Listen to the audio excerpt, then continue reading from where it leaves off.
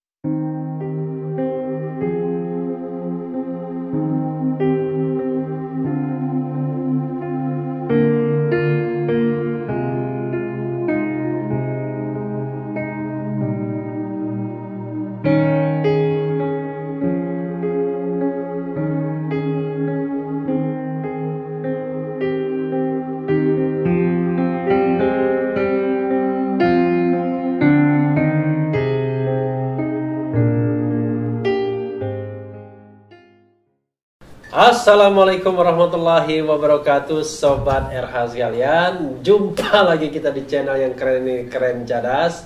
Kali ini di Cecalso saya ada tamu yang sangat istimewa ya, tokoh yang paling senior di Republik Indonesia ini.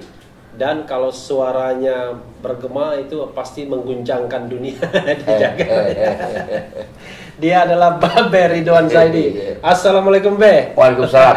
Begini Be, atau salaman Be? Enggak, salaman boleh. Oh, salaman boleh. Iya. Kita hormati protokol. Oh, protokol ya. Soalnya ada yang marah Be kalau enggak salaman katanya. Oh iya. Be, yes. makasih Be sudah datang yang kedua kalinya ya. Iya. Kemarin kan kita ke rumah Babe ya. Iya. Nah, sekarang Babe yang kita undang di sini ya. Iya. Gitu kok. Saya kok agak tegang Be sama Babe sekarang. Ah, enggak. Enggak. Tapi coba ketawa dulu Be. Iya, mesti ada sebabnya tuh. Oh, ada sebabnya. Masa ketawa nggak Be, pakai sebab? Saya nggak tedeng ngaling-ngaling nih Be. Saya mau ngomong tentang ini kan yang paling menarik tuh Megawati bilang soal pelurusan sejarah. Ya kan? Sejarah 65 ya. Apa masalahnya Be? Kok mau dilurus-luruskan segala? Enggak, kan itu katanya PKI victim ya. Oke. Kalau kagak diluruskan. Dan beliau ini Ibu Mega minta kepada Nadiem Menteri Dikbud untuk meluruskan. Gitu. Ya, yang diluruskan apanya? Yang diluruskan adalah perkiraan saja karena dia tidak jelaskan. Oke. Perkiraan saja bahwa gerakan 30 September itu bukan PKI, mungkin itu yang mau dia katakan. Oke. Mungkin itu yang dia mau katakan, tetapi mereka nggak bisa sodorkan bukti bahwa itu bukan PKI. Tapi kan kalau dulu Bung Karno bilangnya gestok, dia nggak mau bilang gerakan 30 September kan, gestok gerakan 1 Oktober kan? Iya, tapi itu karena kan udah peralihan malam kan? Bukan, kan ada yang dari jam 8 gerakan sudah ada pasukan-pasukan liar. Bung Karno maunya gestok karena itu waktu Dewan Revolusi mengumumkan susunannya jam 6 di RRI hari Jumat 1 Oktober. Babe di mana itu Be? Di rumah. Oh, di rumah. Kita dengan orang tua bingung semuanya suasana pada waktu itu ini apa sebenarnya. Lalu saya pergi ke kantor HMI juga nggak ada penjelasan. Kantor HMI di mana? Jalan Diponegoro 16 yang udah dijual oleh oknum. Udah dijual oknum. Oh, dulu Babe HMI kan ya? Mantan saya ketua HMI. Mantan ketua dan HMI. Itu kantor bersejarah yang diusahakan oleh Pak Nasir, seorang pengusaha pengusaha pabrik cat, saya lupa namanya, yang menghibah ya kan, lalu dijual oleh oknum. Oke, lantas itu waktu di sana juga nggak ada penerangan.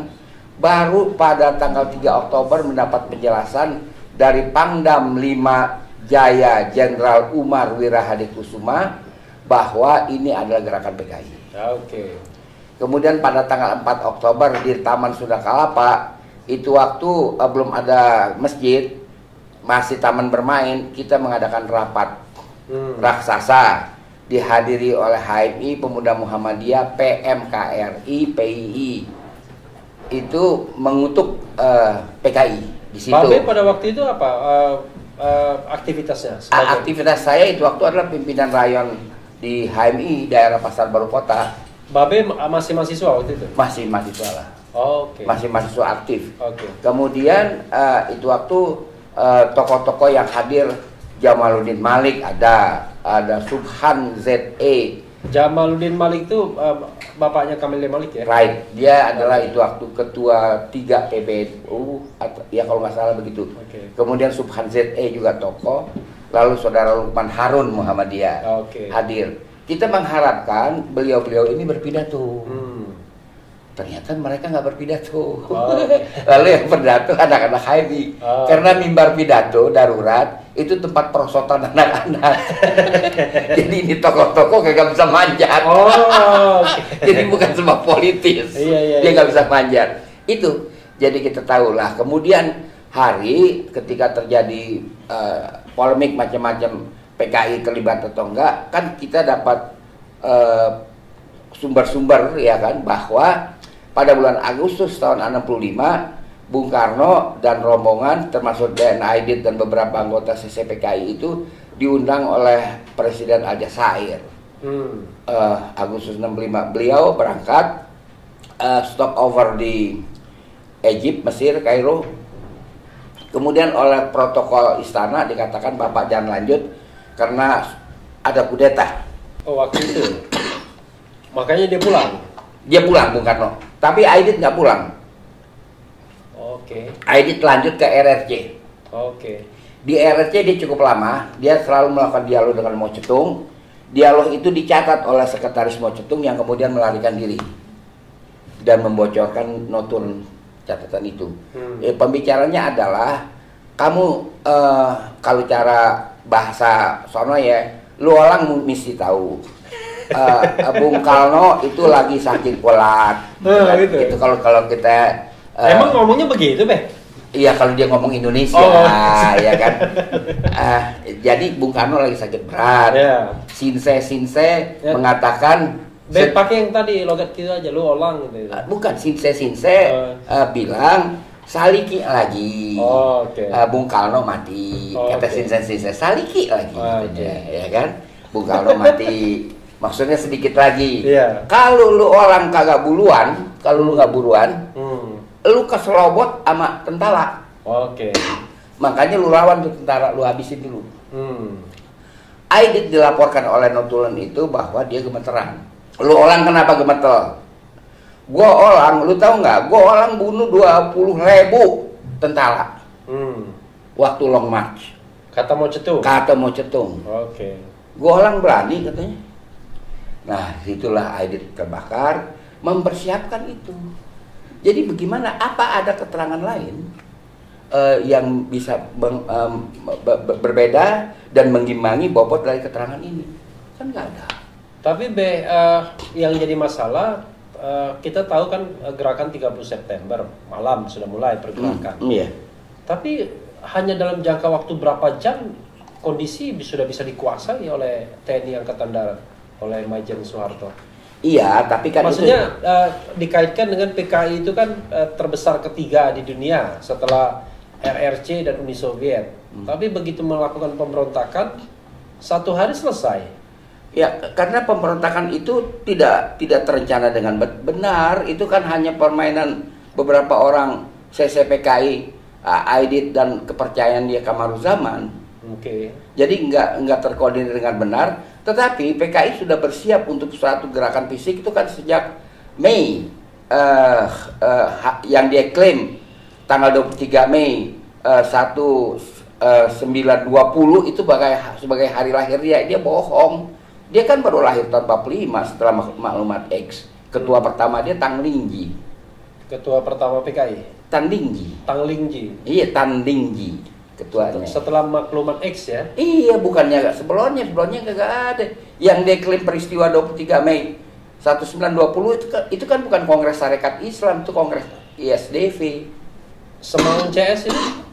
Semaun CS itu dia kan dari Sarekat Islam, Samaun Darsono dan Tan Malaka yang masuk ESDV, bukan masuk komunis, masuk ESDV. Bahwa ESDV kemudian berpaham komunis soal lain. ESDV itu pecahan dari Syarikat Islam.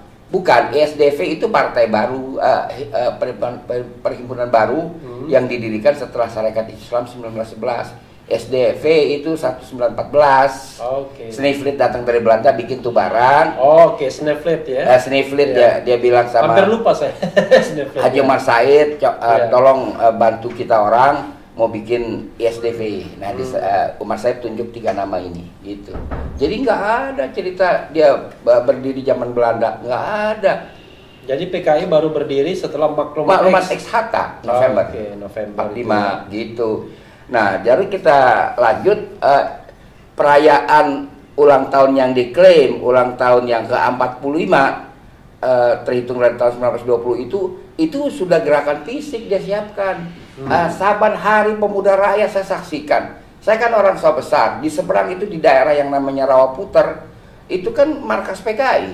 Tiap hari dia berdemo pakai baju sekenanya, bawa rantai, perempuan lelaki di Jalan Raya Pecenongan. Tahun berapa itu sekitar? Itu bulan Mei 1965. Udah siap.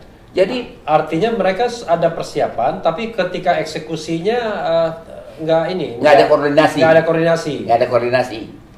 Jadi itu waktu kan gerak cepat dari TNI adalah laporan ada pembantaian terhadap 7 jenderal, ya kan?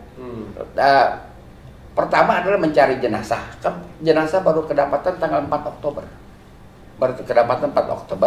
Lalu 5 Oktober Pak Nasution yang kakinya masih belum sembuh muncul kan itu waktu. Baru kita tahu secara nasional bahwa memang ini pemberontakan PKI. Kalau secara terbatas kita udah tahu dari Jenderal Umar Wiladisuma. Ya. Umar ngomongnya tanggal 1 Oktober itu ya? Bukan, tanggal 3. Tanggal 3. 1 dan 2 kita nggak ada informasi apa-apa. Lalu keberhasilan Pak Harto itu tahun berapa? Tanggal berapa? Pak Harto bergerak dari tanggal 1. Pimpinan Angkatan Darat yang ada cuma Komandan Kostrat kan? Iya, tapi kan waktu itu dia sudah berhasil take over kan kalau nggak salah? Dengan sendirinya beliau adalah sudah pimpinan Angkatan Darat. Nah, maksud saya PKI sendiri sudah selesai tanggal 1 Oktober? Belum selesai. Tanggal berapa selesainya? PKI begini, setelah lubang buaya terbongkar, ya kan, TVRI menyiarkan di mana-mana, pada lari, termasuk Aidit lari. Nggak ada lagi komando PKI setelah 4 Oktober itu. 4 Oktober. Yang RRI kan RRI yang dia kuasai. Yang dia kuasai. 1 hari itu saja 1 Oktober. Iya kan? 1 Oktober sudah langsung di take over kan? Di take over. Kalau kita lihat film pemberontakan GTS PKI. Di take over. Nah, persoalannya apa yang mau diluruskan oleh Presiden Megawati yang katanya dia mau luruskan itu apa? Karena Pak Masinton misalnya bilang, wah ini orang harus tahu sejarah dong, karena dari tahun 65, 66, 67 ya kan itu harus ada pelurusan. Jadi kan itu kan crucial time itu bagi Soekarno kan, ke 65, 66, 67, 65 pemberontakan G13 PKI, 66 itu Super Semar, 67 itu penjatuhan Bung Karno, pidato Nawaksara yang ditolak. Nah, apa yang mau diluruskan lagi? Saya juga tidak mengerti, tapi begini ya, kita bicara soal orang berumur ya, bukan orang per orang. Orang berumur tuh biasanya geometrinya udah bengkok-bengkok. Nanti Bapak dibilang begitu juga ya? Iya, tapi saya masih lempeng. Jadi kalau orang udah berumur, dia tuh bengkok-bengkok, bongkok, tapi ya itu mesti diluruskan. Gitu. Ini saya bicara umur. Umur ya, artinya general, tidak mengacu siapapun. Begitu, Refli. Jadi kalau cerita pelurusan sejarah A65, A67 yang sebelah mananya yang meluruskan, karena ada perlawanan dari PNI terhadap KAMI. Bukan KAMI Pak Refli Harun. Bukan koalisi aksi menyelamatkan. Itu kami kan terbentuknya 24 Oktober 1965 terus bergerak. Dilawan oleh Bansuk. Bansuk itu dipimpin oleh JL Arwan. JL Arwan adalah orang Partai Nasionalis Indonesia. PNI kemudian menjadi PDI, PDI kemudian menjadi PDIP. Kalau kita bercerita nasab. Nasab ya? Iya, dia melakukan perlawanan kok. Nasabnya nggak jauh-jauh deh. Nasabnya cuma tahun 65 tahun 7 berapa? 73 ya? Tahun 99. Iya. Jadi nggak ada, saya bingung juga mau apa. Sekarang dia Bung Karno sudah tahu kepepet itu sejak awal 66 sebelum Super Semar. Ini cerita dari saudara Mahbub Junaidi kepada saya, karena Bung Karno punya tradisi pada hari-hari tertentu dia ngajak ngopi teman-teman baiknya, tidak sesuai protokol. Itu waktu harian Merdeka BM dia di Bredel, kan banyak orang di Bredel. BM dia datang melapor kepada Bung Karno berkali-kali, melaporkan bahwa korannya di Bredel, bahwa dia minta tolong kepada Bung Karno, Anda kan presiden, supaya direhabilitasi koran Merdeka itu. Padahal Merdeka kan korannya PNI. Di Bredel. Iya makanya. Iya, yang ada cuma kalau nggak salah harian Angkatan Bersenjata. Kenapa di Bredel korannya PNI? Oh banyak, mulai 1 Oktober saja sudah di Bredel tuh semua. Oke, per 1 Oktober itu setelah sudah nggak diperdagangkan. Setelah Pak Harto ya, take over kekuasaan ya, karena kan Merdeka kan PNI punya kan. Iya. Oke. Itu dia. Terus Bung Karno kesel sama BM dia. Sepertinya nih orang kagak tahu apa bahwa Bung Karno itu udah powerless. Itu Januari 66 belum dia apa-apain. Dia sudah merasa dirinya powerless. Lalu dia bilang, dia lebih baik kamu pulang ke rumah kamu. Kamu naik ke atas genteng, kamu buat teriak, saudara-saudara, merdeka di Bredel, merdeka di Bredel. Bung Karno, bagaimana? Saya menurut saudara Mahbub Junaidi, iya, Mahbub Junaidi orang yang cukup simpati dengan Bung Karno. Kan saya bersahabat dengan dia. Tapi kan orang mengatakan begini, Be, sama seperti Pak Harto ya. Kalau dia mau bentrok dengan kekuatan baru ya, kalau Pak Harto kan reformasi, itu bisa disapu sih sebenarnya, tentara masih dia kuasai. Kata orang bilang juga Bung Karno dengan karismanya dan lain sebagainya masih bisa sebenarnya menghadang itu, cuman dia nggak mau aja. Gini ya, kayak kita sekarang bicara jadi meta politik. Power itu sebelum secara rasmi berakhir itu orang itu sudah kehilangan. Ya kan, sudah jadi, merasa nggak berkuasa. Auranya udah hilang ya, udah pergi. Auranya udah pergi. Udah pergi. Jadi itu aku udah nggak kuasa. Sudah merasa lah dia akan jatuh gitu. Kalau sudah meta politik ini kita bingung. Soalnya tak ada ukurannya kalau meta politik. Kan kita udah mentok mempelajarinya dari political science, ya kan harus pergi ke political science. Meta political science ya. Gini Bang, tambahannya adalah ya, kan sebenarnya ketidakpuasan PDIP barangkali ya, saya membayangkan terhadap sejarah 65 itu adalah bahwa Bung Karno itu dikudeta loh dengan Super Semar itu sebenarnya, lalu kekuasaannya diambil secara paksa tanpa tidak konstitusional, karena kita tahu kan MPR setelah PKI dibubarkan lalu dimasukkanlah kan unsur-unsur orde baru kan, termasuk tentara di MPR itu dikuasai dulu, baru kemudian dia bisa jatuhkan Bung Karno. Enggak, sebelum ke sana kita bicara dulu tentang Super Semar. Maret 1966. Bung Karno diminta membubarkan PKI. Dia nggak mau. Oleh Pak Harto. Oleh MPR, oleh publik, oleh rapat-rapat akbar. Oleh Babe. Iya, dia nggak mau. Karena nggak bisa katanya. Dia apa namanya sih, bahasa Jawa dia pakai, saya gak paham ya kan, dia nggak mau. Nah, Pak Harto mengatakan biar saya menjadi bemper bapak, ya kan. Nah itulah Super Semar. Jadi di kudeta dari mana? Kalau Bung Karno mau membubarkan PKI nggak ada kudeta. Pertanyaannya kenapa Bung Karno nggak mau membubarkan PKI? Karena PKI yang merehabilitasi itu Bung Karno.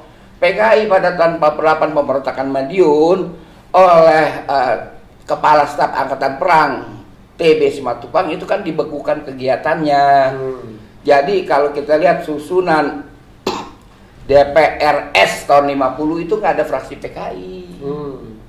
Kemudian tahun 52 direhabilitasi oleh Bung Karno, yaitu diundanglah ke istana Tan Ling Ji sebagai pimpinan. Aidit bukan, Tan Ling Ji disertai oleh MH Lukman, Aidit dan Nyoto.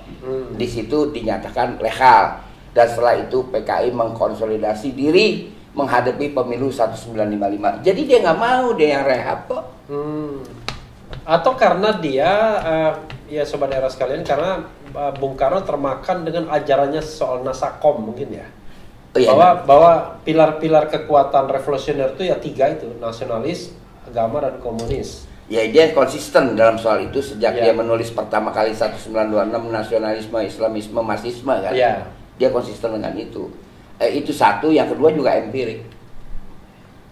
Dia yang merehab PKI. Jadi antara ide dan tindakan memang sebenarnya sejalan ya. Sejalan soal itu ya. Kesalahan Bung Karno apa? Dalam konteks bidang. itu. Kan orang mengatakan ini kan karena ini diskusi ilmiah ya, Be ya. Orang mengatakan ya memang kan secara faktual PKI nomor 4 di dalam pemilu 55. Masa mau diabaikan sebagai sebuah kekuatan? Oke, yang nomor 2 aja dibubarkan gara-gara tuduhan Masyumi, gara-gara tuduhan. Yang nomor 2 ya, tahun berapa dibubar? 60. Dibubarkan tahun 60 Agustus. 60 iya. 24 Agustus tahun 60. Iya, 60 ya, setelah take over dekret Presiden 59. Betul. Iya, dianggap terlibat. Makanya saya heran deh, orang mau Masyumi reborn kan? Ini Masyumi hidupnya itu dari tahun 45 sampai 60 cuma 15 tahun. Matinya itu 60 tahun sudah mati. Nah, begini kalau bicara Masyumi reborn ya kan, yang dilupakan adalah sebelum 17 Agustus 1960 pimpinan PSI dan Masyumi dipanggil oleh Bung Karno. Kalau Anda tidak membubarkan diri, Anda dinyatakan partai terlarang. Nah, mereka membubarkan diri kok. Jadi apa yang mau diribon? Oke, orang udah bubar ya? Ya, dia tidak membuat fatwa waris. Oh, nggak buat fatwa? Nggak ada fatwa waris. Kan bisa aja reborn kan lahir kembali, dilahirkan kembali. Kan bener reborn, gitu. Ya kalau reborn itu dalam arti reinkarnasi ya. Iya.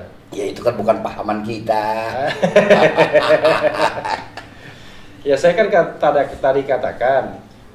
Dia hidup 15 tahun, matinya 60 tahun, gimana mau masih ada semangatnya? Ya, tapi yang bergembira bahwa Masyumi itu merupakan komunitas sosiologis saja. Itu harus disyukuri. Sampai sekarang masih ada. Sampai sekarang kita masih bersahabat. Ya kan? Dulu kan Babe Masyumi juga kan? Ya begini gara-garanya pada zaman Pak Harto. Itu karena Masyumi partai terlarang, menyebut itu istilah aja kagak boleh. Lalu saya bikin mendeklar Masyumi. Itu wartawan asing juga datang. Itu pada November 1995. Kemudian karena itu diliput banyak orang, sehingga mengucapkan kata Masyumi itu jadi enak. Masyumi. Tadinya kagak boleh. Itu 95. Saya sama 95. Tapi tahun 99 kan Babe ikut pemilunya lewat depan mata. Nah, orang yang bikin partai kemarin sore boleh ikut, masa kita kagak? Masyumi baru kan Babe? Iya. Babe kan namanya Masyumi baru. Ada PBB. Ada Masyuminya Masyumi titik. Kita bilang Masyumi titik. Abdullah Mahawa. Iya. Itu PPI Partai Persatuan Islam Masyumi kan? Iya. Abdullah Hamawa. Ada 3. Iya, 3. Tapi tak ada yang sukses. Iya, nggak apa-apalah ya. Pokoknya kan kita dalam proses pembentukan komunitas sosiologi Masyumi. Babe diajak kemarin yang katanya mau ribut. Diundang. Diundang. Tapi datang. Pertemuan yang kedua enggak. Yang pertama saya sudah datang, saya menyatakan saya biar di luar saja. Saya tidak ikut. Oke, kembali yang tadi Be ya. Ya kan, Babe mengatakan Masyumi saja dibubarkan. Jadi kalau PKI dibubarin wajar dong. Oh iya, ada konsekuensinya mau rubah nggak? Kenapa dibubarkan gara-gara BPS, Badan Pembina Soekarnoisme. Ya kan? Masa ditangisin? sanak bukan kadang bukan kok nangis. PKI dibubarkan bagaimana? Nah kita yang anak biologis Masyumi kagak nangis, itu konsekuensi dari berjuang. Oke. Berjuang harus ada konsekuensinya kok. Kok ini pakai minta ganti rugi? Ini bisnis sampai berjuang. Masyumi kan nomor 1, nomor 2 kan? Nomor 2. Nomor 2 tapi kalau nggak salah di konstituante atau apa? Sama. Di konstituante sama kursinya. Iya. Yeah. Kalau di DPR? DPR kalau nggak salah banyak PNI. Banyak kan PNI ya, Yeah, di konstituante sama ya. Iya. Yeah. Karena itu partai luar Jawa kan? Jawa Barat. Jawa Barat ya. Jawa Barat, DKI, Sumatera. Jawa Barat, DKI, Banten menang. Oke. Jadi, yang kalah Jawa Tengah, Jawa Timur. Oke. Memang Jawa Tengah, Jawa Timur dari dulu basis PNI sama PKI ya. Kan PKI menangnya di Jawa Tengah kan? Iya. Iya benar. PKI Jawa Tengah nggak menang, tetap PNI. Oke. Dia menang di mana? Nggak ada. Oh kagak ada. Dari 16 daerah pemilihan 13 dikuasai Masyumi, 1 NU di Jawa Timur, lalu PNI. Oke, tapi karena dia Jawa Iya. Tengah, Jawa Timur, makanya dari segi suara dia menang. Iya. Ya dia menang Jawa Tengah dan Bali, 2 daerah pemilihan. Siapa? PNI. PNI. Oke. Jawa Timur yang mana? NU. NU. I see. Oke. NU kan nomor 3. Nomor 3 ya. Nomor 1 PNI, nomor 2 Masyumi, nomor 3 NU, nomor 4 PKI. Iya, tapi di Jakarta PKI nomor 2, Masyumi tetap nomor 1. Oke. Jangan salah. Oke. Di Jakarta dia nomor 2. Nomor 2 PKI ya. Iya. Tapi kalau yang saya baca, misalnya Bu Mega mengatakan buku-buku Bung Karno, Marhainisme mungkin ya, kita yang buku yang tebalnya itu, termasuk juga Nasasos, nasionalis agama dan Marxisme, mungkin ya, diajarkan di kurikulum. Nah dia aja udah puluhan tahun nggak pernah menyebut Marhainisme. Oke. Kok sekarang disuruh anak-anak nyebut Marhainisme? Dia dulu dong sebut. Nah dia kan kalau pidato kagak bilang hidup Marhen kayak PNI zaman dulu. Tapi hidupnya apa? Bukan, dia mulai dengan banteng, kan begitu. Nah, dia mulai pidatonya begitu, bukan hidup Marhen kayak orang PNI dulu. Kok dia nyuruh orang belajar Marhen, dia sendiri kagak pernah sebut puluhan tahun. Tapi kan kita kan nggak boleh juga mengatakan menihilkan apa yang diajarkan Bung Karno. Menurut Babe ya, apa sih ajaran Bung Karno yang masih relevan untuk diajarkan sampai saat ini? Iya begini ya, buku-buku dia banyak. Sekarang kita pinpoint saja dulu. Ini diajarkan di mana? Di SMA, SLTA, apa di mana? Kalau di universitas di fakultas apa? Ya saya kira fakultas Sospol. Ya silahkan saja. Diajarkan. Iya sosial politik. Pemikiran-pemikiran politik Indonesia. Jadi bukan dia saja, Muhammad Hatta, Tan Malaka, kan begitu. Oke, jadi jangan sampai seperti kultus individu gitu ya. Jangan main secara umum aja kan. Tapi kalau kita bicara mengenai pemikiran-pemikiran tokoh Indonesia, ya apa aja bisa diajarkan berarti. Oh iya, termasuk natsir. Iya, komprehensif dong. Betul. Boleh juga dia tulisan dia tentang nasionalis agama dan Marxisme. Iya. Sebagai sebuah ilmu ya. Tapi di Sospol. Di Sospol. Jangan di anak SMA. Iya, belum pas. Belum pas. Itu. Jadi harus lebih spesifik lah kalau mengusul, jangan umum gitu kan. Oke. Ya mungkin ada yang spesifiknya barangkali, cuma kita nggak tahu mungkin. Jadi ini kesimpulan terakhir ya untuk bahas bagian ini. Apa yang Babe ingin sarankan soal tema pelurusan sejarah tahun 65 ini? Wah, kalau soal pelurusan sejarah ya silakan saja, wong itu pekerjaan akademik. Saya juga melakukan pelurusan sejarah terus-menerus dari zaman cave life, dari zaman kehidupan goa. Kalau cerita PKI kan kemarin sore, ya kan, dimana kita masih punya data referata masing-masing orang. Kalau mau pergi jauh dong ke cave life, 7.000 tahun sebelum Masehi. Cave life? Kehidupan goa. Oh, kehidupan goa. Cave life. Dari sono kalau bicara sejarah, jangan yang kemarin sore. Begitu. Bagi Babes kemarin sore, bagi Itu kita itu udah lama itu. Kagak lah itu cerita kemarin sore tuh. Kita masih banyak yang inget. Oke, Be, artinya memang kalau kita bicara pelurusan sejarah untuk tahun 65, Sobat Era sekalian, referensi hidupnya masih banyak ya. Bisa dikumpulkan, bisa diteliti secara benar ya, tetapi kan namanya sejarah selalu versi masing-masing orang kan, Be? Oke. Ya kan? Yes. Satu tesis akademik bisa dibantah oleh tesis yang Oh, lainnya. iya dong. Oke. Ya, yang penting adalah kita tidak boleh memaksakan satu versi sejarah. Oh, jangan. Gitu. Ya kan? Oke.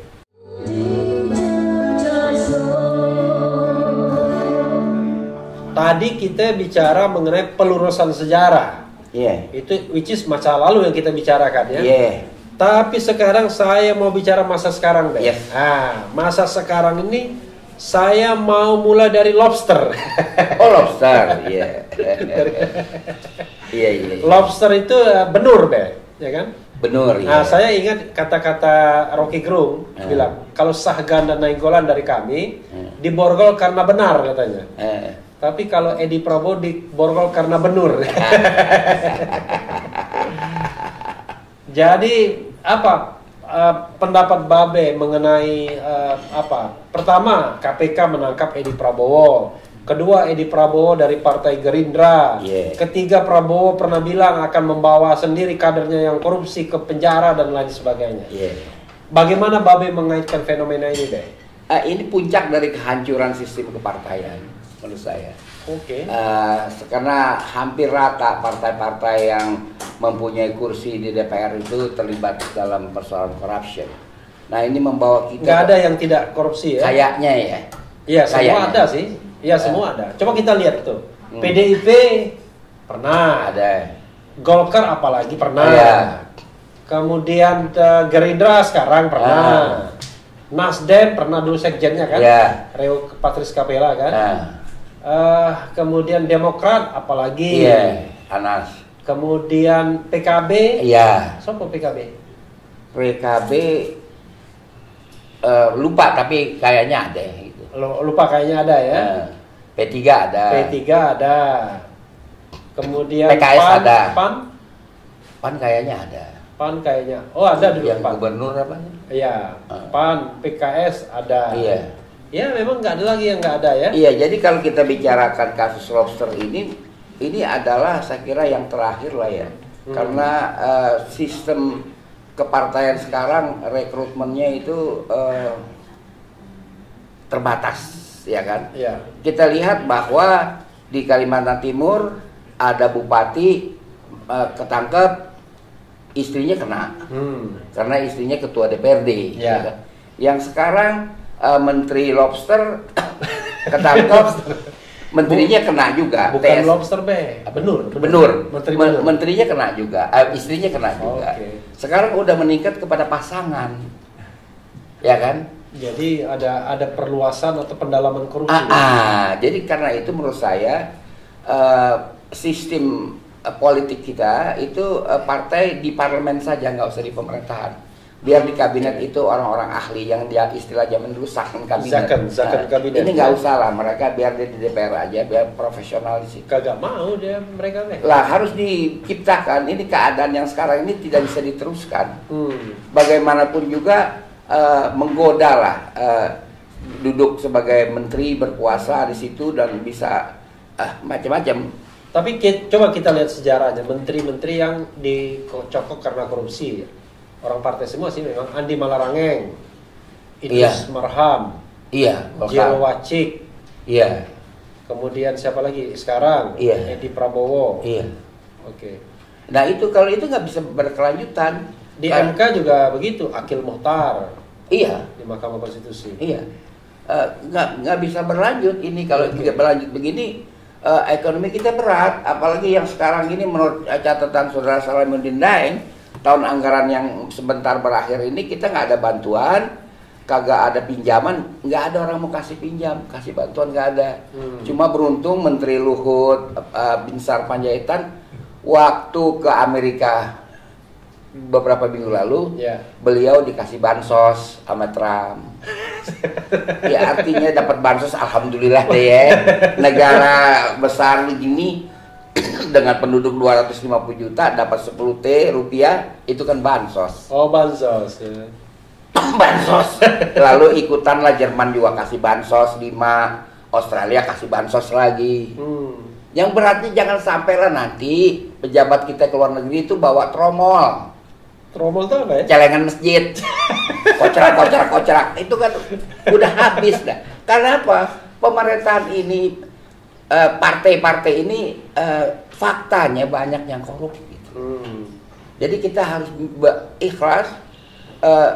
Partai itu digebah ke Senayan saja, ya kan? Lalu kabinet biar orang-orang yang ahli. Digebah itu dia apa ya? Digebah, diusir. Oh, diusir. Itu bahasa apa itu? Bahasa Jakarta. Oh, bahasa Jakarta digebah. Iya, digebah aja dia ke situ. Oh, okay. Itu kita menarik pelajaran ini karena kita mau omongin juga percuma. Udah ada OTT berkali-kali masih juga dilakukan. Ya kan? Dan yang saya heran dalam kasus Edi Prabowo ini kok Menteri Luhut, Menko Luhut mengatakan, wahai KPK, jangan kelebihan lah ya meraksanya, kan ada dia bilang. Iya, sebenarnya dia orang baik dia. Iya, saya nggak tahu kok bisa orang luar ngomong begitu, kan itu hak KPK. Orang baik gimana? Lagian orang baik gimana kok itu dia. Baik.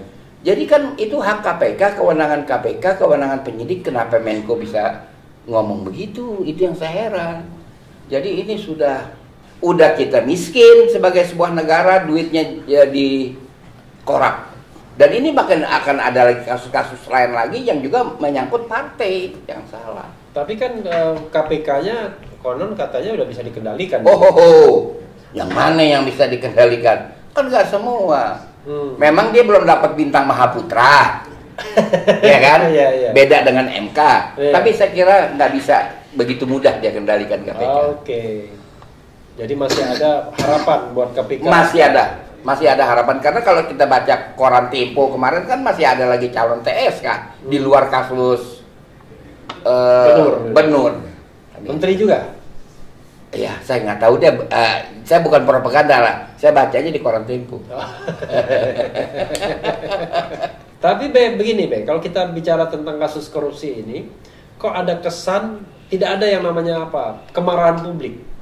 Oh, marah. Biasa aja rasanya. Oh, kagak. Ya, Anda kontrol medsos dong. Marah. Ya, tapi kan medsos kan elit. Tapi nggak ada kemarahan publik, orang turun ke jalan, minta perbaiki negara ini, minta itu, biasa aja. Kalau turun ke jalan, ingat protokol Covid.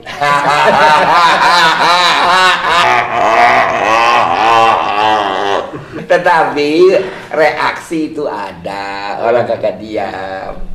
Ya, tapi tidak segila misalnya ya. Habib Rizik datang pulang dari ini, orang ramai datang. Tapi ini biasa aja. Begini, saya mendengar kabar partai di mana TSK Menteri urusan Benur ini terlibat. Itu partai kan mencalon pilkada nih. Yang tanggal 9 nyoblos. Iya. Saya dengar bahwa ada gangguan rating akibat kasus ini. Gangguan rating untuk pilkada? Iya. Pilkada di mana? Bukan pilkada, ada di beberapa jumlah tempat. Enggak, gangguan rating itu di pilkada mana? Di pilkada mereka masing-masing tempat daerah. Saya dengar keluhan dari para jurkam mereka itu sendiri. Tapi kan ini pengaruhnya pada Gerindra dong, bukan pada Presiden Jokowi. Iya, tapi kan Gerindra ber-CS dengan PDIP di 24 daerah pemilihan. 26 daerah pemilihan. Iya. Jadi termasuk di Medan. Kayaknya begitulah ya. Terjadi bukan kayaknya begitu. Iya, makanya jadi di Medan itu calon wali kotanya mantu Jokowi. Calon wakil wali kotanya kader Gerindra. Iya, jadi Gerindra.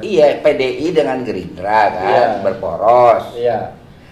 Karena Edi Prabowo ini orang Gerindra, maka saya mendapat informasi bahwa rating mereka calon-calon itu mengalami kemerosotan. Jadi ada dong reaksi orang, bukan kagak ada. Tapi nggak gede, nggak besar. Oh, sampai bilang. Atau gini, Bek, kalau kita mau bicara ya, sebagai contoh misal ya, itu partai politik seperti Golkar misalnya. Iya. Oh iya, ada yang lebih gila lagi, Setia Novanto kan? Iya. Kemarin Setia Novanto, ketua umumnya, lalu sekjennya kena juga 2 kasus. Idrus, ya. iya. Idrus Marham. Tapi buktinya Golkar tetap nomor 2 kursinya. Oke, Refli Harun, Anda jangan lupa pemilu Pilpres Amerika kan bermasalah juga. Kenapa dengan Pilpres Amerika? Kan bermasalah, Iya. kan adegan-adegan cukup rame. Jadi Iya. kalau kita bicara Pilpres, apakah itu masih bisa dipertahankan? Election itu masih bisa dipertahankan? Itu kan sekarang question mark. Oke. Nah, saya bicara pileg tadi ya. Iya. Jadi question mark-nya adalah apa? Emang Babe tidak mau ada pemilihan langsung lagi? Wah, pahaman saya beda dengan Pak Refli Harun. Saya berpaham kembali ke Undang-Undang 45. Weh, Undang-Undang Dasar 45 kan pemilihan Yang juga. asli, enggak, yang dipilih itu sama dengan Amerika memilih pemilih kan gitu kan. Maksudnya kan tadi kan saya bilang Golkar. Golkar walaupun kena kasus korupsi ya kan? Tetap aja kok bisa menang. Oh iya, yang namanya bisa menang. Setia Novanto kita tahu. Iya. Idrus Marham, tapi tetap Iya. nomor 2 kursinya. Iya. Artinya kan tidak ada punishment dari Iya, masyarakat. nggak ada punishment. Jadi kita beginilah saya mengatakan kelembagaan election dan bagaimana penyelenggaraan election itu, jangankan di Indonesia, di Amerika pun menjadi pertanyaan. Itu maksud saya. Jadi bisa menang orang, bisa menang Oke, artinya faktornya tidak hanya itu ya. Iya. I know, luar biasa. Oke. Gini Be, kalau Babe mau bisa menyarankan kepada Presiden Jokowi, kayaknya korupsi ini dibilang extraordinary crime, ya. Tapi kok biasa saja penanganannya, tidak extraordinary. Bahkan dikatakan KPK dilemahkan. Iya.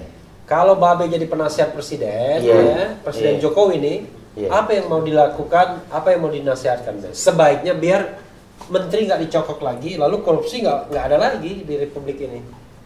Ya kan kewenangannya itu dibatasi. Kita dari sistem mengatasinya, ya kan. Sekarang DPR aja punya kewenangan pelaksanaan anggaran. Zaman saya nggak ada kebijakan aja kita terlibat. Sekarang sampai pelaksanaan dia terlibat. Oke. Nah, jadi lewat sistem. Kemudian juga ini kewenangan menteri-menteri dibatasin. Kan sekarang dia bisa nunjuk pedagang apa namanya benur itu siapa ya? Dia nunjuk, ya kan? Ya enggak? Kan jadi kesian juga kalau udah ketebongkar kayak gini, mereka yang dapat amanat untuk dagang benur ke luar negeri kan susah ya kan, apalagi ada yang lagi sedang siap-siap bikin partai baru kan begitu ya. Jadi soal lebih baik dibatasi kewenangannya itu. Ya tapi kalau misalnya pimpinan tertingginya nggak punya apa ya, tidak punya giroh, semangat untuk melakukan pemberantasan korupsi kan susah juga Be. Semangatnya ada, cuman problem stylingan itu duduk soal barangkali itu yang nggak dikuasai. Oh duduk soal. Kalau semangat ada. Tahu dari mana ya kalau semangat? Oh di waktu dia calon gubernur aja dia nyemplung ke got, itu kalau nggak punya semangat gimana caranya? Apa beda? Maksudnya apa hubungannya? Ya ada kan kita bicara semangat, Oh, bicara semangat. kira. Oh, okay. Saya aja masih mikir nyemplung ke got, dia nyemplung ke got. Gimana? Jadi problem stylingan duduk soal itu yang harus dikuasai. Gitu. Okay. Oh jadi semangat ada, tapi duduk soal harus dikuasai. Jadi tidak semudah itu kasih rekomendasi ya kamu jualannya benur, oh kamu aja, jangan segampang itu. Ada nggak problemnya itu sesungguhnya problemnya itu di orang-orang sekitar kekuasaan atau problemnya di dirinya sendiri Presiden Jokowi? Enggak juga, kalau Andrew kan orang yang Anda maksud di sekitar kekuasaan kan. Iya. Andrew yang jadi staf khusus itu. Enggak, maksudnya kalau kita bicara Jokowi ya, itu problemnya di dirinya sendiri dalam proses. Tadi kan nggak paham duduk soal tadi apa Babe tadi bilang bahasa Belandanya? Problem stellingen. Problem stellingen ya. Iya, iya. Iya. Dengar kali. Oke. Apakah masalahnya di diri presiden ataukah orang-orang sekitarnya? Bisa saja. Kan banyak juga kita punya kawan, bersahabat, ini kawan kita nggak bisa hindari desakannya. Kan ada. Itu bukan dalam arti kata membenarkan, tapi dalam arti kata mengerti, ya kan? It can be understood, bukan arti dibenarkan bahwa ada kawan yang tidak bisa dihindarkan keinginannya. Itu biasa dalam pergaulan. Lalu? Lah, ya. Untuk menghindarinya? Menghindarinya apa bisa diputus hubungan dengan itu kawan, kan nggak semudah itu. Orang kan perlu kawan. Ya, tapi kalau sudah jadi berkuasa, jadi orang nomor satu kan nggak boleh begitu lagi, Beh. Ya, memang seharusnya begitu. Tapi bagaimana cara menghindarinya? Saya bilang nggak boleh begitu, seharusnya begitu. Nggak. Bagaimana cara menghindarinya? Karena yang merasakan adalah yang bersangkutan. Bagaimana kita minta yang bersangkutan hindarkan ini bapak, hindarkan ini ibu, kalau dia perempuan. Ya kan? Ya. Kalau dia udah berumur, hindarkan nih nenek, kan gitu. Kan itu cara Melayu ya, kita bicara cara Melayu aja, nggak ada maksud apa-apa. Ya kan? Tolong hindarkan nih nenek, kan begitu. Kalau dia udah berumur, kalau masih muda, tolong hindarkan nih ibu. Nah itu gimana? Saya nggak ngerti ini maksudnya apa ini? Ya maksudnya bisa dimengerti bahwa itu urusan kawan dekat kan. Oh, urusan kawan dekat. Iya. Kita suruh menghindar. Kenapa kakek nggak dihindari tadi? Kan kakek ada juga mungkin ya? Kakek, oh ada juga.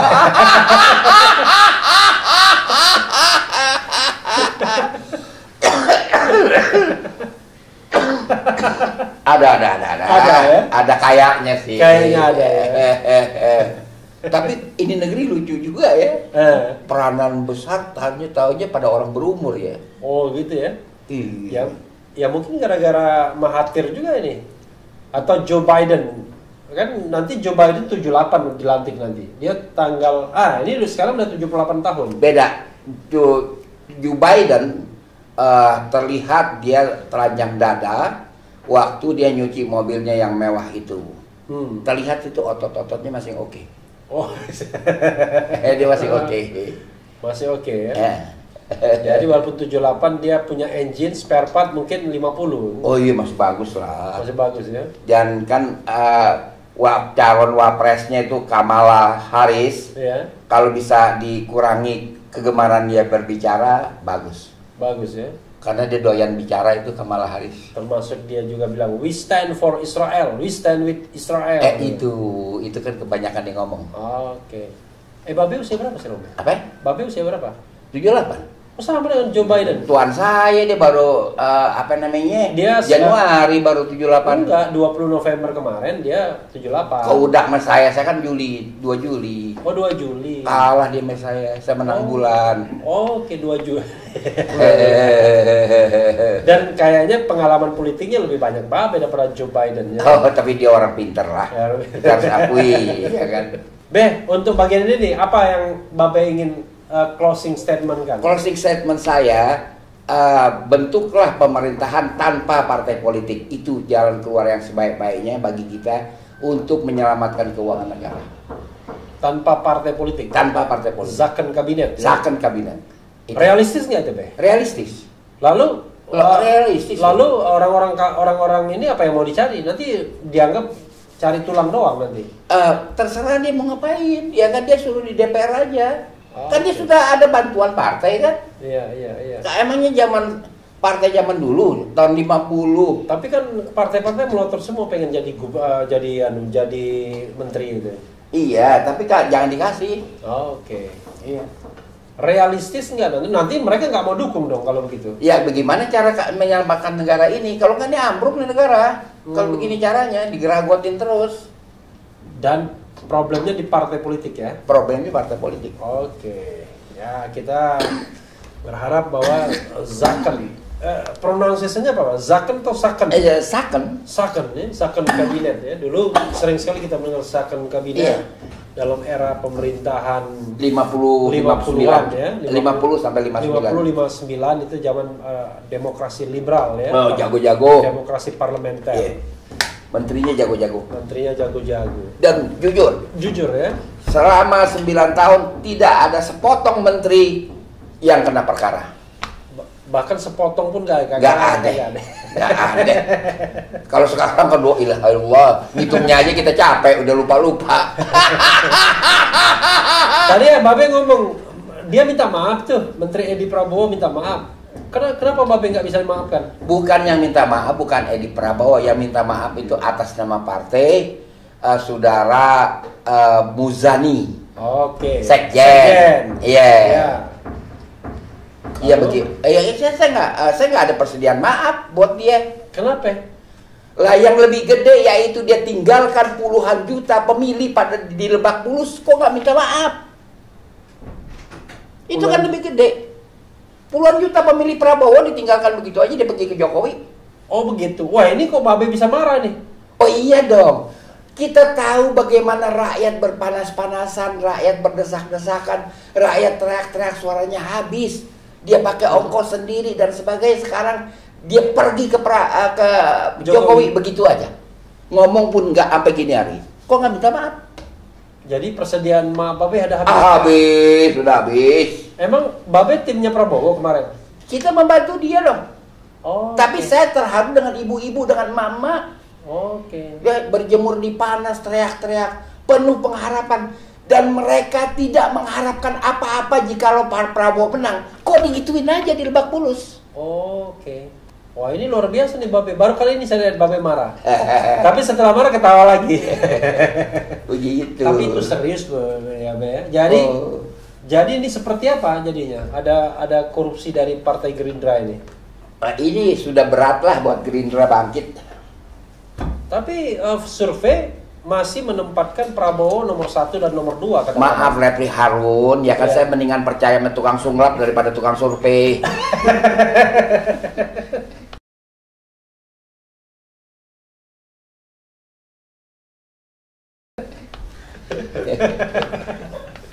Jadi lebih percaya tukang sulap daripada tukang survei. Iya. Boleh nih dikutip Beh, nanti tukang survei marah semua dong. Ya itu kan hak pribadi saya.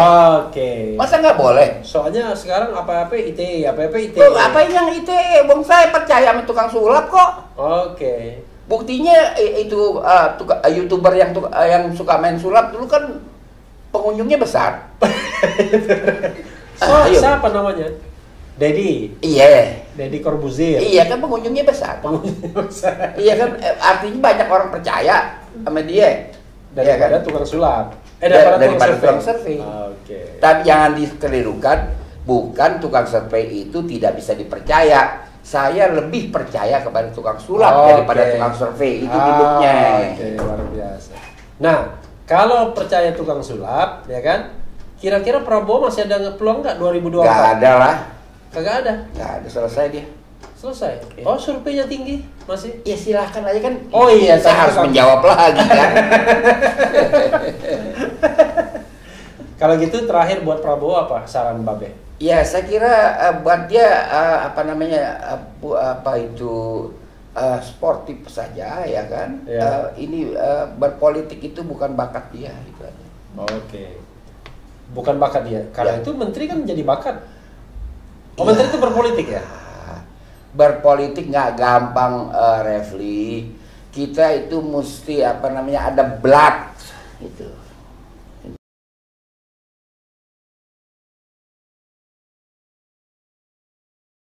Oke. Kalau nggak ada blood nggak bisa. Artinya Unless orang dulu artinya bilang. mundur aja jadi menteri pertahanan itu gimana? Bukan menteri pertahanan kan Anda bilang berpolitik. Oke. Berpolitik itu dia tidak ada bakat di situ. Itu aja harus aku. Menteri pertahanan terus. Dia silakan. Tapi ketua umum Gerindra berhenti aja. Berhenti aja. 2024 nggak usah nyalon.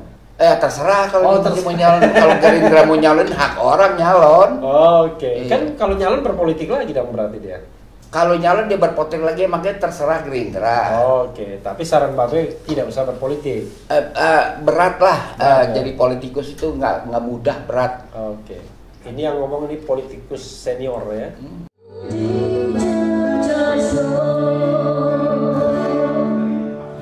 Babe pernah meramalkan. Iya. Kalau Habib Rizik Syihab pulang akan ada jutaan orang ke bandara. Iya. Dan itu hari Be, waktu kita interview itu Guntur menggelegar tuh Be. Iya.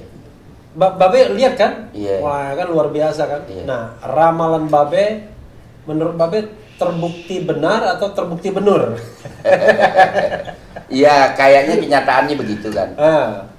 Karena nggak dihitung orang yang baris tuh sepanjang bandara kiri kanan jalan.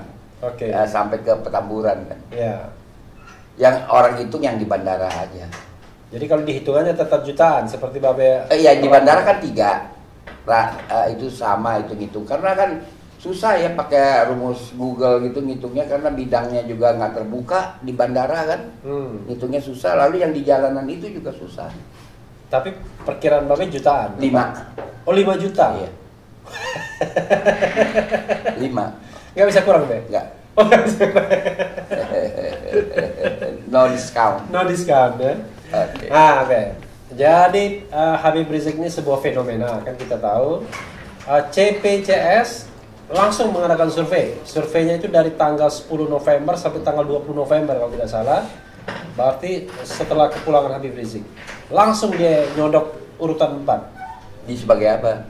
Calon presiden 2024. Iya, jangan perginya ke situ ya. Iya. Saya kira mengenai Habib Rizik, FPI dengan masa dengan rupa-rupa nama itu adalah sebuah reaksi terhadap kemandulan partai-partai Islam. Oke. Jadi sekarang kemandulan partai-partai Islam ya. Partai-partai Islam. Biar jelas kita klarifikasi. Partai Islam itu Islam. 1 PKS, PKB, PAN, P3, 4 ya. 4. Yang ngantri mau jadi partai kan banyak. Ngantri. Yang Ya, di kan? Senayan 4. Masalah kita bicara Senayan. Dan 4 itu kelas kecil semua. Iya, jadi orang itu tidak, istilah Belandanya itu dia ini aspirasi yang ada di jalanan.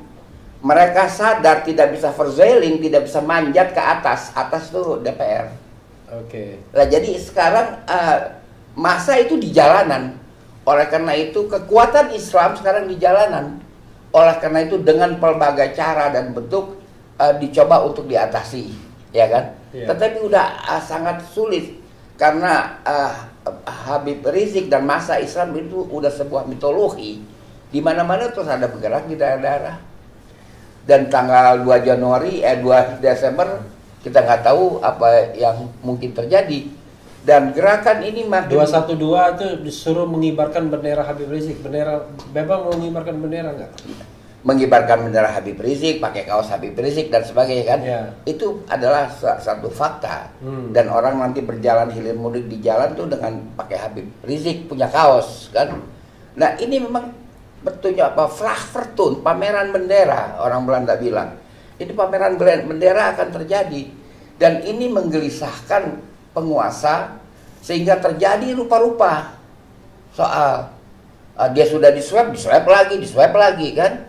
Nah itu kan kita lihat di rumah sakit Umi kan. Lalu rumah sakitnya digugat lagi sekarang. Digugat lagi oleh Satpol PP. Ya kan sekarang coba itu gugat gugit itu aja yang ada kan. Ya kan. Cuma itu yang berlangsung sekarang. Bahkan ada ancaman tapi nggak terjadi kan. Uminya mau katanya diancam mau ditutup kan. Rupa-rupa yang dilakukan apa? Ini adalah sudah historical necessity, nggak bisa dia hindari. Karena Biden sendiri mengatakan dia akan merangkul dunia Islam. Itu sudah dikatakan. Ini bukan main-main, karena menurut pejabat Pentagon Michelle Flournoy, 3 hari setelah 4 Januari pelantikan Biden, kapal-kapal Cina itu akan ditenggelamkan. Itu ada efeknya dengan Indonesia. Apalagi dengan keberpihakan Gedung Putih kepada dunia Islam, itu ada efeknya dengan Indonesia. Saya lihat reaksi terhadap Habib Rizik itu memperlihatkan kepanikan saja dengan cara-cara begitu. Oke, kepanikan pemerintah, penguasa panik.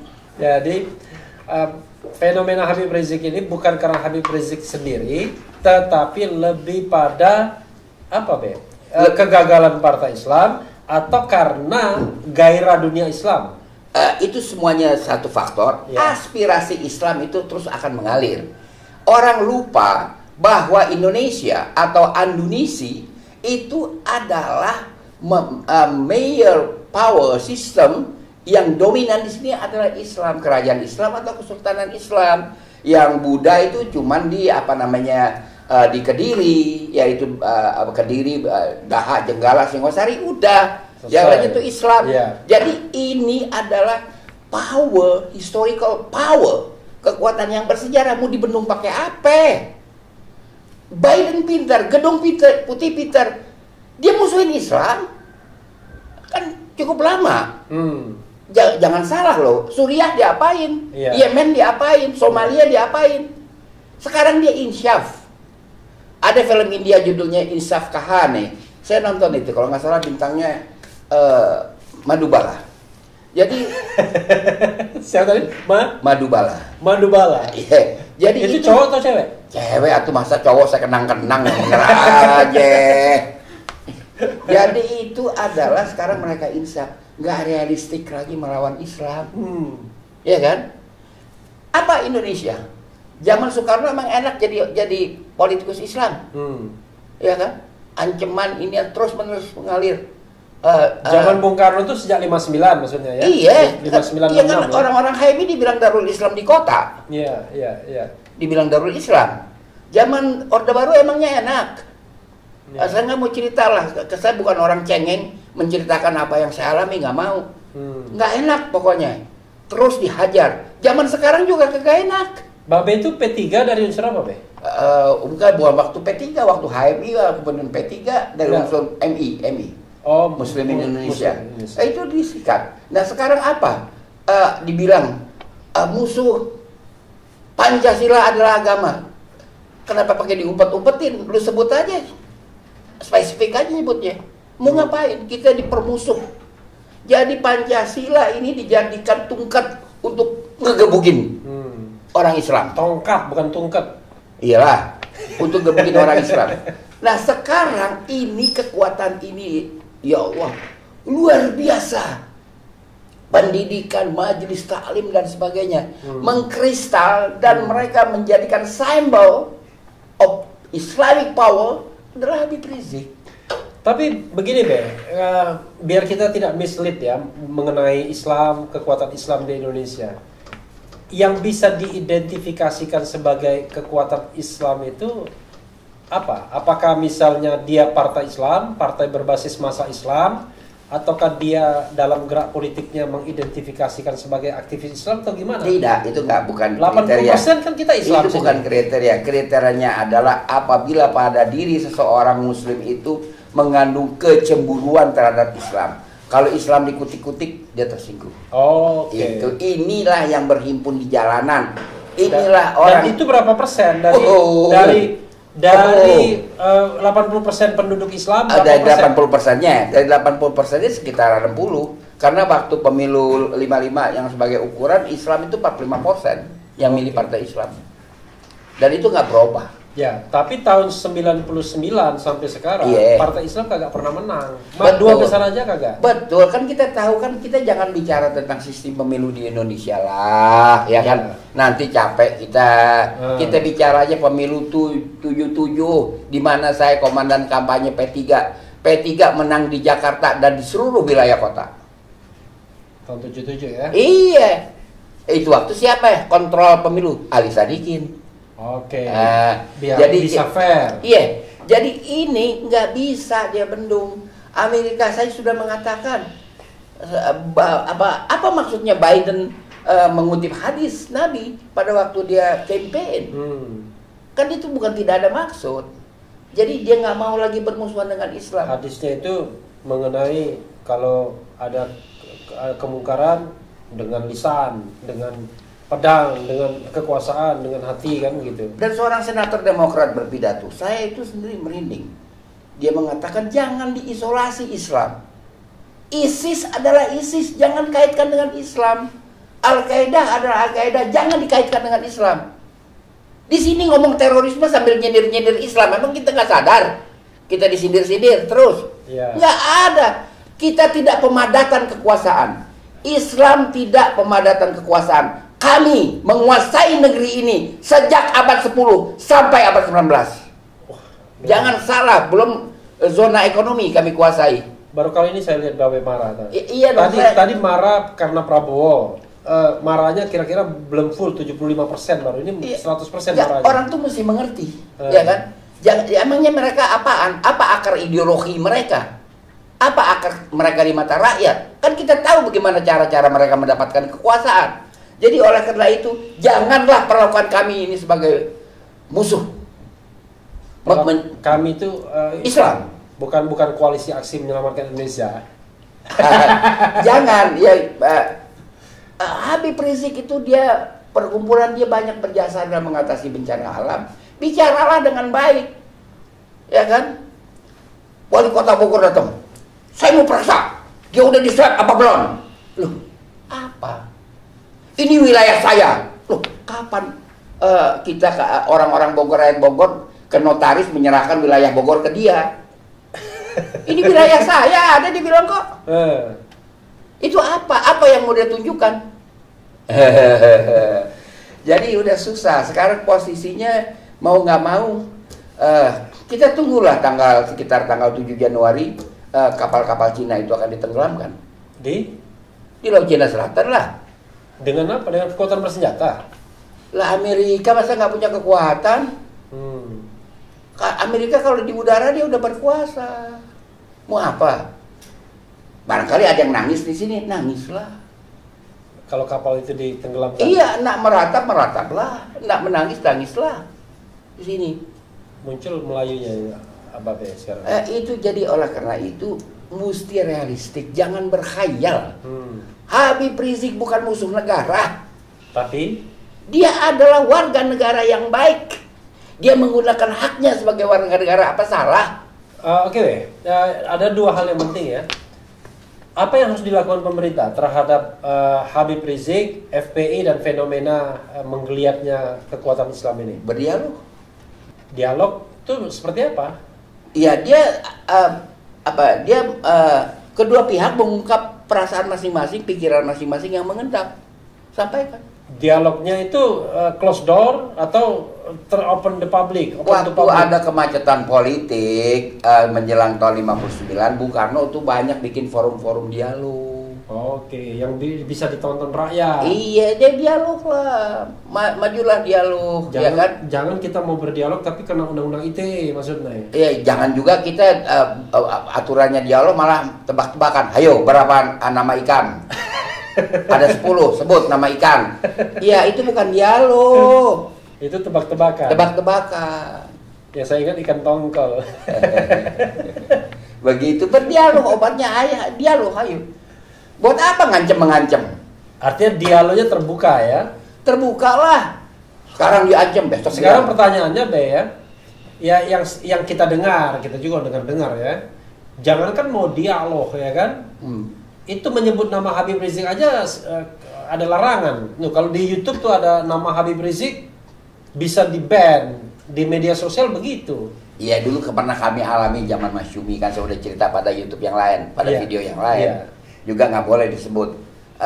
Tapi itu bukan mengendorkan kekuatan yang berada di balik Habib Rizik. Ya kan, itu akan menguatkan saja. Tapi kalau kita bicara politik ya, Be ya, tengah kanan, tengah kiri. Sekarang kan yang berkuasa tengah kiri, ya kan? Tengah kiri itu ya PDIP, Gerindra dan gengnya kan. Walaupun yang tengah kanan ada juga ikutan, PKB sama P3 kan. Wajar saja dong kalau orang tengah kiri itu berpikir nggak mau dia fenomena Habib Rizik ini membesar, karena akan membahayakan eksistensi mereka. Wah, kalau nggak mau itu urusan dia, biarlah kita serahkan ini kepada sejarah. Oke. Itu saja, nggak ada lain. Dia nggak mau dialog. Habib Rizik sudah mengatakan dia siap melakukan istilah dia rekonsiliasi. Dan sudah dijawab oleh KSP, Bapak kita Muldoko, dia menolak rekonsiliasi. Oke, silakan. Bukan menolak, dia bilang apa yang mau direkonsiliasi. Oke, terserah apapun artinya dia ogah. Iya. Ini serahkan aja kepada perjalanan sejarah. Nggak ada jalan lain. Oke, kalau kita bicara perjalanan sejarah hari ini dan ke depan ya. Iya. Apa yang Babe prediksikan? Yang saya prediksikan sekarang Islam makin kuat. Bentuknya nanti apa? Bentuknya kita nggak tahu, itu rahasia Allah ya. Masa saya pakai bentuk-bentuk, ntar saya dikata tukang ramal, saya dibilang yoyo boyo, karena seorang Betawi ya jadi JYBY. Susah saya bukan JYBY. Saya adalah menghitung, memforecast ya kan, bahwa kenaikan Joe Biden dengan wakilnya apa itu Kamala Harris itu akan berpengaruh besar kepada dunia, dan dia mengatakan dia akan kembali memimpin dunia. Dan dia selama ini salah telah menempatkan Islam sebagai lawan, sebagai musuh. Bagaimana dihancurkan Irak, saya ada di sana waktu Irak dihancurkan. Babe ke Irak ngapain waktu itu? Saya adalah kalau apa-apa itu saya mesti lihat langsung. Ya, kok bisa begitu? Bisa, waktu saya diundang untuk nonton tuh perang. Gimana? Bolak-balik 4 kali saya nonton tuh perang, saya udah lihat apa namanya perang. Hotel saya, Al-Rashid Hotel di mana saya bermalam itu dihajar oleh Tomahawk, hancur. Yang saya lihat darah, kepala-kepala tanpa tubuh berserakan, tubuh-tubuh tanpa kepala berantakan. Itu yang saya saksikan. Enggak takut Pak waktu itu? Insya Allah. Jadi saya udah saksikan perang dalam arti yang real dan nyata. Itu dilakukan Amerika. Sekarang mereka insya Allah. Tuhan saja memaafkan, kok kita kagak. Ya kan? Orang India saya tadi bilang Bollywood bikin film. Insaf Kahani. Siapa tadi? Madhubala. Insaf Kahani. Wah, itu film. Sampai iklannya dibilang jangan lupa bawa 2 sapu tangan. Gitu. Itu tahun berapa film itu? Ya tahun 60. Oh, tahun 60? Iya. India itu? Iya. Bawa sapu tangan karena air mata. Tangan. Pantes aja saya nggak tahu bintang filmnya Madhubala. Kalau kita keluar dari bioskop mesti hati-hati karena jalanan becek, air mata mulu. Bisa jatuh kita. Bukan nonton bioskopnya Bing Selamat, bukan kan? Ini Betawi punya cara. Jadi ini keinsafan Amerika ini akan berpengaruh besar kepada dunia Islam. Whether you like it or not, sir, lu senang, lu nggak senang, itu akan terjadi. Lu demen apa lu nggak demen, itu akan terjadi. Mantap sekali Be itu. Kameranya di situ Be ya. Itu kan, itu. Begitu. Ya, tahun 2024 Be. Kita bicara ini terakhir ya, agenda ketatanegaraan ya.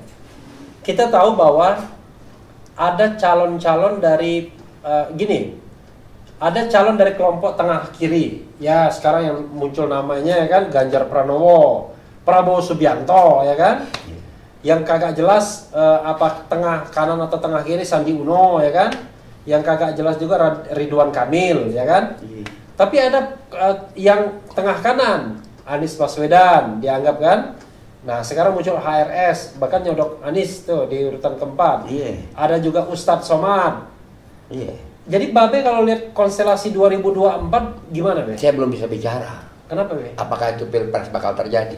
Kenapa ya? Karena perkembangan ini berjalan kayak begini. Saya nggak bicara, maksudnya pilpres bakal terjadi 2024 apa enggak? Apa terjadi ada pilpres 2024 apa kagak? Saya nggak bisa bicara, termasuk bicara calon-calonnya. Ya kan, karena perkembangan politik kayak begini kalau kita ikuti. Perkembangannya dah pesat. Babe yang forecast yang paling dekat? Sekarang begini ya, ketika Amerika berposisi berlawanan dengan Islam, apa saja dia bisa lakukan dengan mudah. Sekarang dia berteman dengan Islam, apa saja pun akan bisa dilakukan dengan mudah. Begini, kesalahan dari pakar politik, orang yang gemar politik, dia menggunakan metode induktif memahami politik di Indonesia. Kagak bisa. Dia muter-muteran di partai politik, dia muter-muteran di tokoh ini, tokoh, kagak bisa. Politik Indonesia harus diteliti, didekati secara deduktif. Kita masuk dulu dengan helikopter view terus berkembali. Jadi dari pandangan saya itu saya nggak berani ngomong soal pilpres karena apa jadi, kan begitu. Pesimis sekali ya, Bukan pesimis, faktanya begitu. Faktanya kekuatan Amerika, dia akan bermain, ya kan? Apalagi Putin yang dianggap bisa mengimbangi permainan politik Gedung Putih akan mengundurkan diri kan. siapa lagi yang akan muncul? Jadi dia akan menjadi pemain solo. Cina nggak akan kuat untuk membendung Amerika. Nggak bisa, dia nggak ada pengalaman. Pengalaman dia ya begitulah, bagaimana dia menaklukkan Tibet, itu kan, mengirim TKA ke Tibet, terus TKA-nya keluarin senjata, kan cuma itu aja. Tapi ekonomi kan mereka powerful. Oh nggak powerful dari mana? Sekarang anjlok. Oh, sekarang anjlok. Cuma kemerosotan dia masih lebih mending dari negara lain gitu. Oke, Kan minusnya. Kalau Babe nggak mau meramalkan ya, saya pengen Babe memberi nasihat saja. Apa nasihat Babe untuk Habib Rizik? Babe kan senior.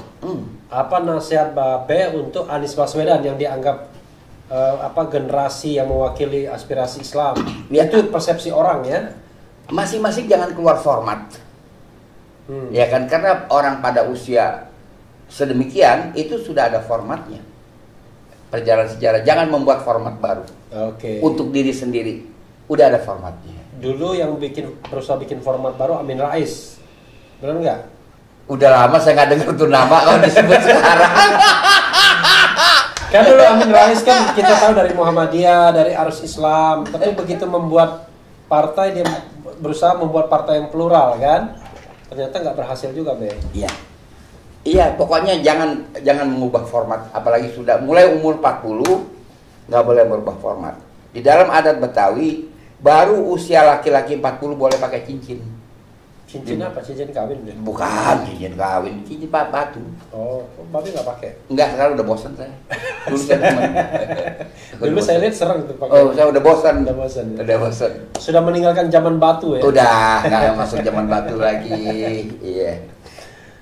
Jadi apa, Be? Terakhir closing statement untuk bagian ini. Closing statement bahwa segala-galanya berubah, ya kan. Jangan berpikir itu tetap. Ya, ada takdir Tuhan yang terakhir. Ada takdir Tuhan. Di samping ada super power, ada global power holder, itu lain lagi dengan super power. Ada global power holder, ada Allah Subhanahu Wa Taala. Itu deduktif lah, deduktif lah di dalam mempelajari, mengerti politik Indonesia. Jadi deduktif itu dimulai dari hal yang global, umum, sampai mengkerucut. Iya. Kalau induktif sebaliknya, dari kecil-kecil ngambil kesimpulan umum. Iya, nggak dapet dah. Okay. Sekarang kan begitu analisanya.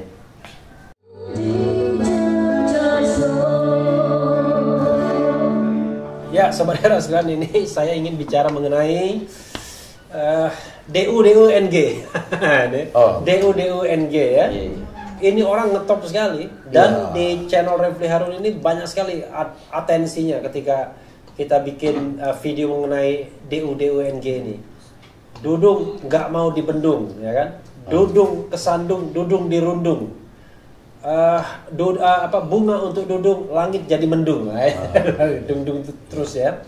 Dan saya ingin tahu ke Babe, ya, ingin tanya ke Babe ke Babe soal fenomena Dudung Abdurrahman ini, Be. Maijen TNI Dudung Abdurrahman, Pangdam 5 Jaya.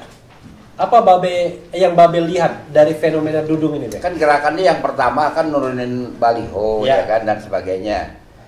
Menurut hemat saya itu tidak mewakili pikiran dan pendapat TNI, ya kan. Ada respon dari Lemhanas bahkan, ya kan, ada respon dari Kapuspen, ya betul, dan beberapa pejabat-pejabat resmi TNI, Setioso, tokoh ya. Gatot Nurmantio juga. Ya, tapi yang pejabat resmi ada banyak. Yang pejabat resmi ini tidak mencerminkan. Karena bagaimanapun hubungan TNI dengan rakyat, hubungan TNI dengan Islam, mudah-mudahan tidak boleh terganggu dengan kasus baliho itu. Itu masih perlu dilanjutkan, dilestarikan, ya kan. Saya kira kerjasama waktu kita menghadapi PKI kan, sehingga waktu TNI dan Islam menghadapi PKI kan orang bilang formulanya itu 2H sama dengan 1. Dua hijau itu jadi 1 kan, gitu, ya kan. Dan itu nggak boleh dua hijau jadi 1 ya. Iya. Dan 2 hijau yang jadi 1 ini nggak boleh terganggu oleh apa yang dilakukan oleh saudara Maijen Dudung Abdurrahman ya. Pada peristiwa Petamburan gitu aja. Tapi ada yang mengatakan begini, soal perintah ya. Memang resminya Panglima TNI mengatakan itu bukan perintah dia, tapi dia bisa apa istilah dia ya? Intinya dia tidak melarang. Dianggap itu kewenangannya Dudung. Di sisi lain KSP mengatakan itu bukan perintah presiden katanya. Apa iya ada Pangdam Jaya yang berpangkat Maijen bisa independently melakukan hal seperti ini? Menurut analisa Babe gimana? Ya ada yang merentah tapi bukan jalurnya kali. Kan begitu. Yang jalurnya membantah semua. Oke. Jadi itu faktanya. Lalu kalau yang jalurnya membantah semua kan ada yang di luar jalur. Di luar jalur. Berarti sosok yang powerful dong. Bisa jadi. Oke. Bisa jadi aja. Tapi analisis Babe gimana? Ya barangkali ada kaitannya dengan pengerahan karangan bunga. Ada kaitan ya kan. Mungkin ya kan, tapi kan saya rasa itu peristiwa tidak berlanjut lah kan. Di daerah-daerah juga yang saya tahu di Bima itu ada baliho diturunkan oleh Kodim, oleh Korem atau apa setempat, lalu rakyat nggak mau, lalu ditaikin lagi. Jadi enggak begitulah, Pak Dudung juga enggak begitulah. Tapi jangan salah selain penurunan baliho kan ada show of force di dekat di gang markas FPI, Rantis ya, kendaraan perintis itu membunyikan sirene besar-besar. Nah, itu kan Koopsus itu komando operasi khusus ya kan? Komando operasi khusus itu pasukan elit TNI dari 3 matra yang langsung di bawah Panglima TNI tapi bisa jalan atas perintah presiden. Nah, itu apa maknanya ini? Kok Koopsus tiba-tiba show of force di depan? Itu pengakuan bahwa Habib Rizik adalah tokoh besar. Gitu ya? Yes, indirect. Indirect kalau Inggris bilang, indirect kata Belanda. Indirect pengakuan. Ya kan? Sadar atau mereka tidak sadari mengerahkan pasukan inti daripada segala inti. Ya kan? Membunyikan sirene selama 2 menit di Petamburan. Itu sebuah pengakuan. Sebenarnya di dalam sebuah pengakuan bahwa ini tokoh yang berbahaya. Berbahaya atau tidak berbahaya kan? Itu tokoh yang cukup besar. Jadi menurut saya apa bisa semudah itu menjamah Rizik, menjamah Anies Baswedan? Apa bisa semudah itu? Hadiah dari penghargaan internasional mengalir ke dia? Ini makanya lihat politik itu dari helikopter, ya kan? Jangan lihat politik dari bawah, kepala dongak ke atas tuh, leher pegel, akhirnya dikerokin pakai gobangan. Jangan. Gobangan itu uang 5 perak gitu? Iya, 2,5 sen. Oh, 2,5 sen gobangan. Iya, satu jangan. Gobang itu 2,5 sen. Itu bukan sembarangan tokoh-tokoh itu. Anda jangan lupa waktu Jokowi diusung-usung kan dia jadi Man of the Year majalah Time. Iya. Jadi jangan diabaikan itu. Anies mendapat penghargaan internasional, jangan diabaikan. Habib Rizik mendapat perhatian internasional, jangan diabaikan. Artinya mereka tokoh yang diperhitungkan. Iya. Seperti Jokowi ketika jadi Man of the Year Time itu. Mesti mengerti itu kita. Ya tapi mereka yang mengerahkan Koopsus dengan rantisnya ini kok seperti konyol sekali jadinya. Begini. Atau memang sengaja skenarionya agar untuk biar ada clash antara Islam dan TNI. Ya mudah-mudahan itu nggak akan pernah ada clash antara Islam dan TNI. Pokoknya formula itu 2H sama dengan 1, 2 hijau bersatu itu. Jangan ada pecah belah. 2H+1. Ini cuma kesalahan-kesalahan yang menyuruh ya, bukan yang melakukan. Kan harus dibaca kitab-kitab strategi militer. Yang paling mendasar adalah Karl von Clausewitz, orang Poland. Itu baca dulu, itu nggak boleh begitu, gerakan itu salah. Kita melakukan Flachvertun terhadap sasaran yang seimbang atau lebih kuat, baru lakukan. Tadi siapa? Karl von Clausewitz. Oke. Orang Polandia. Orang Poland. Oke. Ya, tapi begini, Be. Kalau saya misalnya sekali lagi ya, saya misalnya orang yang sedang berkuasa dan saya kelompok, katakanlah ya, karena kita bicara politik, kelompok kiri kanan, tengah kiri. Iya. Saya nggak mau dong melihat TNI dan Habib Rizik harmonis, karena kalau harmonis nanti terus membesar nih tokoh ini dan bisa take over kekuasaan suatu saat dengan cara damai dan melalui election mungkin. Ya itu bisa satu pikiran. Kenapa nggak positive thinking? Ini jadi elemen yang bisa kerjasama. Kalau pagi-pagi belum apa-apa ya kan udah menganggap ini musuh-musuh semua, ya susah. Akhirnya kita kagak bisa tidur, ya kan? Positive thinking aja.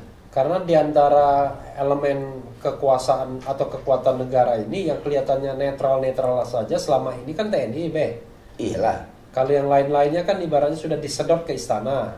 Tapi TNI kok kagak bisa disedot nih kayaknya. Padahal pimpinannya juga kesedot. Tapi TNI secara umum kan relatif netral. Oh enggak, tetap ya sabta margais istilahnya.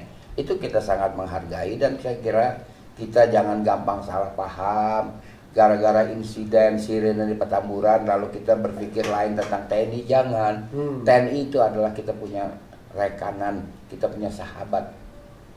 Kepada kawan-kawan ya, jangan salah paham. Tapi gitu. Babe tadi bilang rekanan tuh kayak bisnis lah gitu, Be. Iya. Kita punya rekanan. Kita punya rekan lah.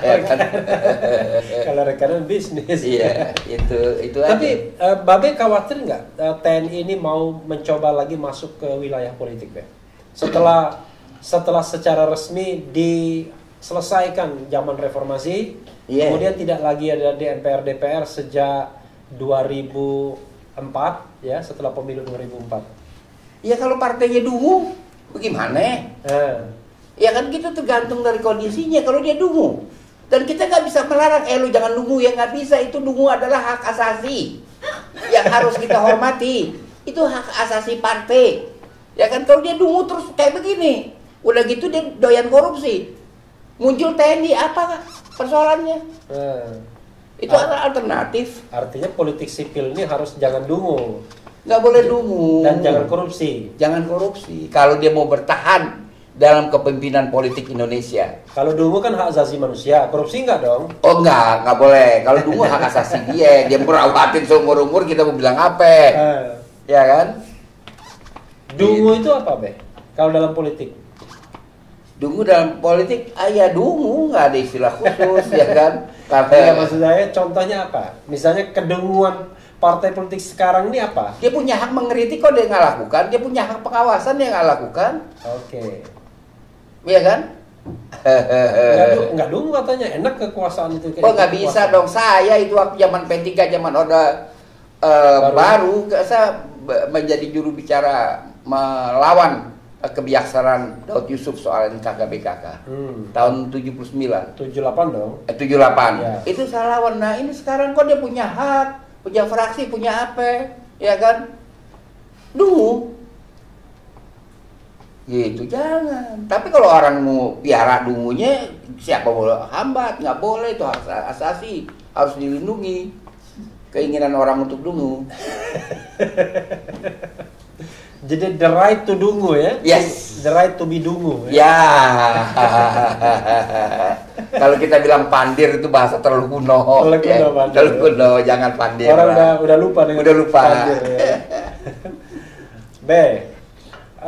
Apa saran Babe terhadap TNI dan Presiden Jokowi? Karena begini, ada skenario ya, ada semacam pendapat yang mengatakan bahwa pemerintahan sekarang ini sengaja melibatkan TNI dalam wilayah-wilayah non-TNI, non-perang ya, untuk memperkuat dirinya menghadapi kelompok-kelompok oposisi. Makanya makin banyak pejabat-pejabat TNI yang diangkat di jabatan-jabatan non-TNI. Ya. Pendapat Babe? Ya, saya punya pendapat begini. Saya yakin sekali TNI tahu apa yang harus mereka lakukan. Mudah-mudahan begitu. Ya, itu aja pendapat saya. Jadi dia mengerti lah, cukup mengerti, cukup arif. Dia bergerak seiring dengan kemerdekaan. Udah matang lah. Menghadapi rupa-rupa politikus. Dari politikus yang tangguh, yang hebat, yang menguasai syair-syair Goethe, syair-syair antara Ibn Sadat dari Arab Saudi sebelum Islam, dari dunia Arab sebelum Islam. Itu kan TNI sudah berhadir. Sampai dia berhadapan dengan politikus dungu. Iya kan? Yang canggih aja udah dihadapi, apalagi yang Iya, jadi saya kira TNI tahu apa yang mereka harus lakukan itu. Oke, tapi terakhir Be ya, kan sebentar lagi ada pemilihan Panglima TNI. Ya sama seperti Kapolri juga, Panglima TNI kan bakal pensiun. Kemarin orang bilang wah 5 Oktober nih bakal diganti, ternyata lewat tuh hari belum diganti juga. Babe tidak melihat itu titik krusial atau Babe ingin garis bawahi Kan ada rotasi kan? Iya. Rotasinya ada antar angkatan. Ya, tapi rotasi mungkin tidak terjadi. Oh, nggak tahu itu kewenangan pihak-pihak yang menentukan itu. Karena ada yang mengatakan kan bakal angkatan darat lagi kan? Wallahualam, kita nggak tahu ya, karena kan itu tidak khabar ya, tidak terbuka itu peristiwa. Kita cuma tahu pelantikannya aja. Tapi baiknya gimana deh? Ya saya kira siapapun panglimanya TNI itu sudah ada karakter sebagai satu organisasi. Jadi nggak bisa lah diubah-ubah dengan ganti, misalnya kalau ganti orang ini bakal begini nggak. Okay. Babe yakin betul sih ya? Yakin. Oke Beh, ini kebetulan pas waktu take video ini azan sudah menggema, memandang, dan kita harus menghentikan ini. Dan terima kasih Babe sudah datang di sini, banyak yang di share oleh Babe. Nanti spektakuler termasuk marah-marahnya itu Be ya. Mudah-mudahan terus sehat Be. Ya, alhamdulillah. Closing statement untuk keseluruhan Be. Closing statement begini ya, kita harus memberi konsumsi yang teratur dan terus meningkat kepada otak kita. Tidak ada konsumsi yang enak kecuali politik. Jadi ngomong politik itu harus. Karena mulai dari bangun tidur sampai tidur lagi. Yes, karena kesehatan tubuh merupakan akibat saja dari otak yang sehat.